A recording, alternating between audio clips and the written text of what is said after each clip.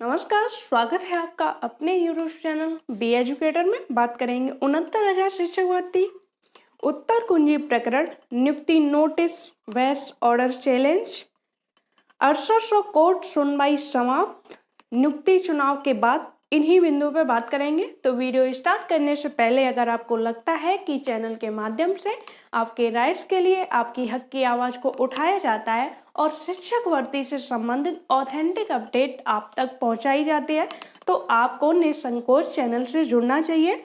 Time waste ना करते हुए हम बिंदुवार बात करेंगे। सबसे पहले हम बात करेंगे आंसर की मैटर पर, उत्तर कुंजी प्रकरण पर। इसके लिए जो इसका आपकी नियुक्ति को लेके जो ऑर्डर आया था 255 अवमानना याचिका पर, जिसमें साफ तौर पर आपकी नियुक्ति के लिए आदेश दिए गए हैं। अगर आपने वो वीडियो नहीं देखा है तो प्लेलिस्ट में जाके आप वो वीडियो भी देख सकते हो। हम बात करेंगे कि इस अवमानना याचिका पर आपका नोटिस जारी हो चुका है।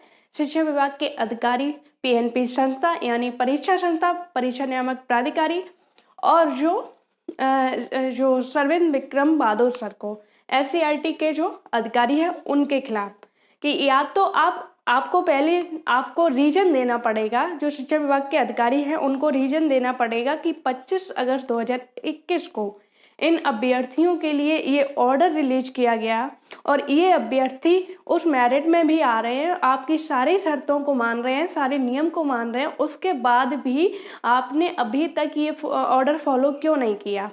दूसरी चीज़ कि अगर 22 तारीख तक अगर आप इनको नियुक्ति दे देते हो तो फिर आप एक एफिडेविट लगा के यानी कि हलफनामा दे के आप अपने काउंसिल से ये कंप्लाइंस करवा सकते हो। एक हलफनामा कोर्ट में दे सकते हो कि हमने इनकी नियुक्ति दे दी है। अगर आप 22 तारीख तक नहीं करते हो तो आपको जो है कोर्ट में आना पड़ेगा और अवमानना याचिका आप पर दाखिल की जाएगी। अवमानना याचिका में कुछ भी हो सकता है, जुर्माना भी लग सकता है, वेलेबल वारंट भी जारी हो सकता है। तो 22 तारीख तक तो आपकी नियुक्ति के आदेश दे दिया गया है सीधे तौर पर कि 22 तारीख तक इन अभ्यर्थियों को जो ऑर्डर आया है उसको फॉलो कीजिए। दूसरी तरफ आपका ऑर्डर जो है चैलेंज हो चुका है। आज शाम जो है एक ऑर्डर जो है एक फाइल आई, स्पेशल अपील की डिटेल्स आई है जो पिटिशनर की तरफ से कैविएट डाली गई थी, तो उनके पास नोटिस आया कि आपके ऑर्डर को जो है चैलेंज कर दिया गया है। और ये ऑर्डर आपका चैलेंज उन अभ्यर्थियों के द्वारा किया गया है जो 25 के बाद वाले याची बने हैं, यानी जिनको 1 नंबर मिलना चाहिए लेकिन नहीं मिला है, वो 25 से पहले कोर्ट की शरण में नहीं थे। तो अब वो जो है सुप्रीम कोर्ट जा रहे हैं, वो भी आपके ऑर्डर को चैलेंज करते हुए। तो पहले आप थोड़ा उस जो स्पेशल अपील की गई है जिसने आपके ऑर्डर को चैलेंज किया है उसकी डिटेल देखिए, उसके बाद बिंदुवार इस पर थोड़ा बात करेंगे। अभी इस स्पेशल अपील का नंबर नहीं मिला है, ओनली डायरी नंबर इश्यू हुआ है 4253/2022 और इसकी फाइल ऑन 9 फरवरी 2022 को इसको फाइल किया गया है। और ये जो है आपके ऑर्डर को चैलेंज किया गया है। जैसा कि आप लोग देख सकते हो, पिटिशनर एडवोकेट यानी कि जिसने स्पेशल अपील दाखिल की है, यानी कि जिसने ये ऑर्डर आपका चैलेंज किया है, उनके जो एडवोकेट हैं वो मोना के राजवंशी हैं।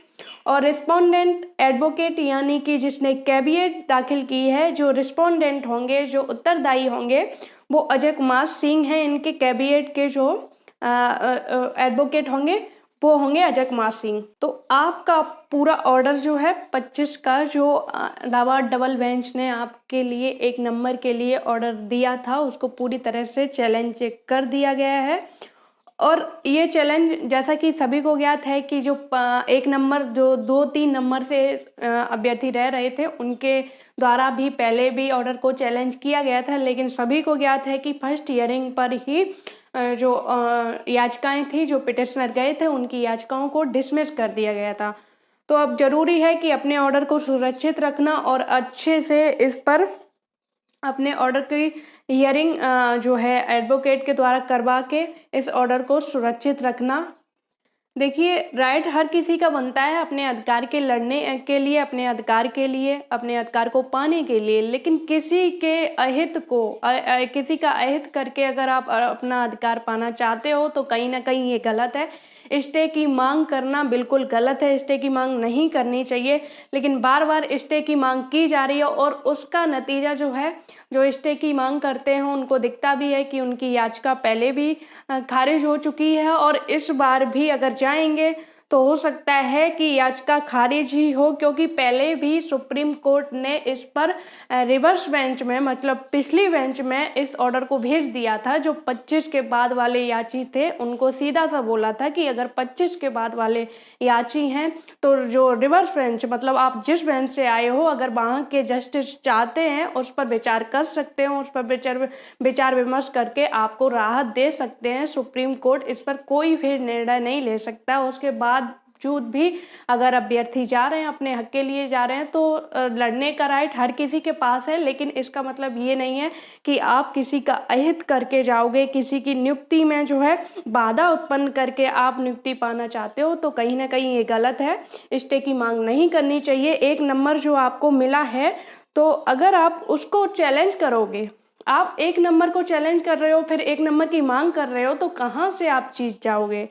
आपको स्टे की मांग नहीं करनी चाहिए, आपको अपनी प्रे करनी चाहिए कि हम भी वैलिड हैं, हमें भी मतलब इस पर नंबर मिलना चाहिए। हम किसी कारणवश उस टाइम याची नहीं बन पाए हैं, तो हम सुप्रीम कोर्ट से चाहते हैं कि हमें इस पर नंबर दिया जाए, हम याची हैं। इस तरह की प्रे करके, अपने तर्क रख के आप जो है केस को जीत सकते हो, ना कि किसी जो है 1 नंबर का पहले आपको मिल चुका है, आप उसी पर स्टे लेके अगर नंबर पाना चाहते हो, तो कहीं ना कहीं आप खुद के पैर पर ही कुल्हाड़ी मारने का काम करोगे।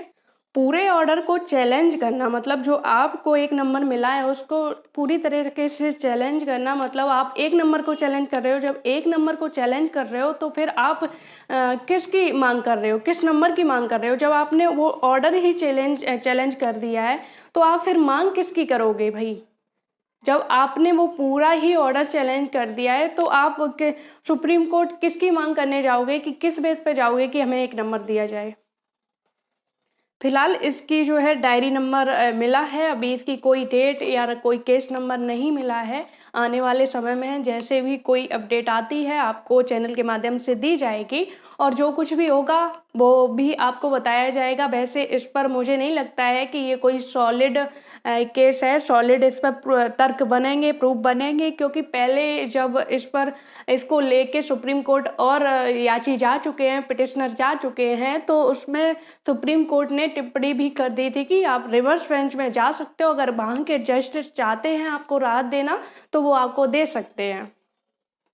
अब बात करेंगे 6800 कोर्ट सुनवाई समाप्त, क्या हुआ आज की इस हियरिंग में। जैसे कि उम्मीद थी कि इस पर आज को कुछ पॉजिटिव निकल के आएगा, इन अभ्यर्थियों के लिए जो है नियुक्ति का रास्ता साफ होगा, लेकिन ऐसा कुछ नहीं हुआ।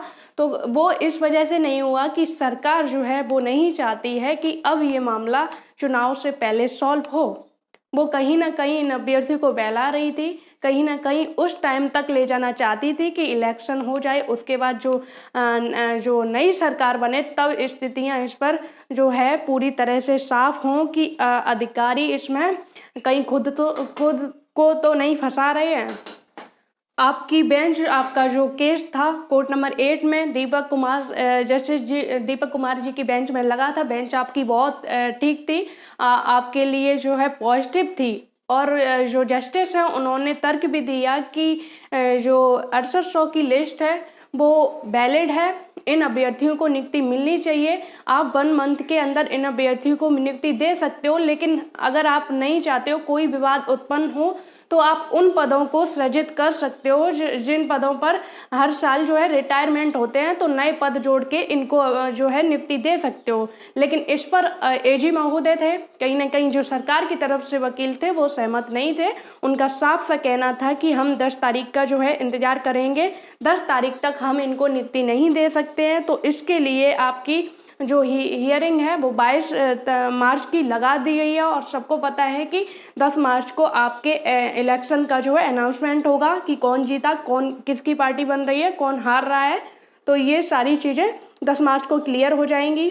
दूसरी चीज़, जो जस्टिस महोदय थे वो ऑर्डर करने के पक्ष में थे, लेकिन एक दो जो सीनियर एडवोकेट थे वो प्रेजेंट नहीं थे, तो उनकी जो हियरिंग है, उनके जो स्टैंड है, उनके जो तर्क थे वो कंप्लीट नहीं हो पाए थे। तो इस वजह से इसकी नेक्स्ट हियरिंग डेट जो है 22 मार्च लगा दी गई है।